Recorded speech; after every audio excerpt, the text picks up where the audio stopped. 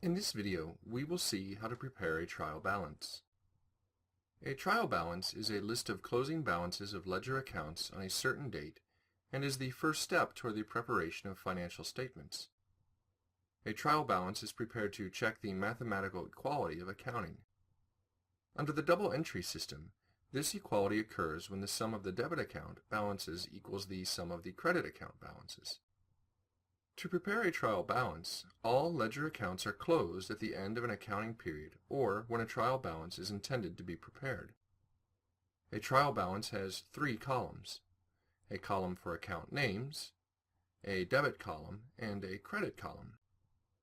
Ledger balances are posted into the trial balance depending on the nature of the accounts. Assets, expenses, and drawings accounts are recorded in the debit column as they have a normal debit balance.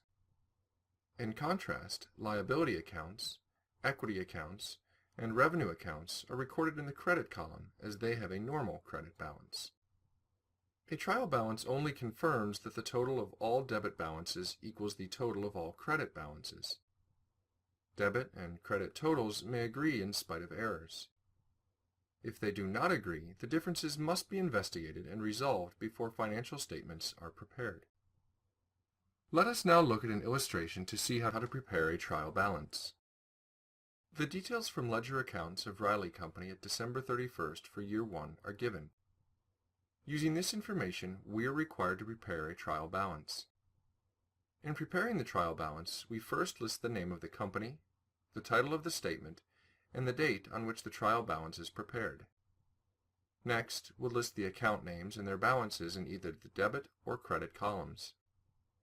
The ledger accounts that have a normal debit balance are entered in the debit column, and the ledger accounts that have a normal credit balance are entered in the credit column. Let's first list assets in the debit column. Remember that assets have a normal debit balance. So we have cash of $11,000, accounts receivable of $13,000, supplies of $11,000, and equipment of $92,000. Next, we list the liabilities in the credit column. Remember that liabilities have a normal credit balance. In this case, we have notes payable of $30,000, accounts payable of $18,000, and salaries and wages payable of $13,000. Next, we list owner's capital, an equity account, which amounted to $35,000 in the credit column. Remember that owner's equity has a normal credit balance. Then, we list owner's drawings of $13,000 in the debit column. Remember, an owner's withdrawals decrease owner's equity. Finally, we list all revenues and expenses accounts. Revenues have a normal credit balance and expenses have a normal debit balance. We list service revenue of $93,000 in the credit column.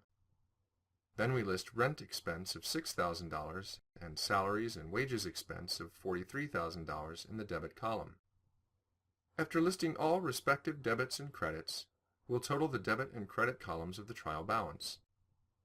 The total balance of the debit and credit columns each is $189,000.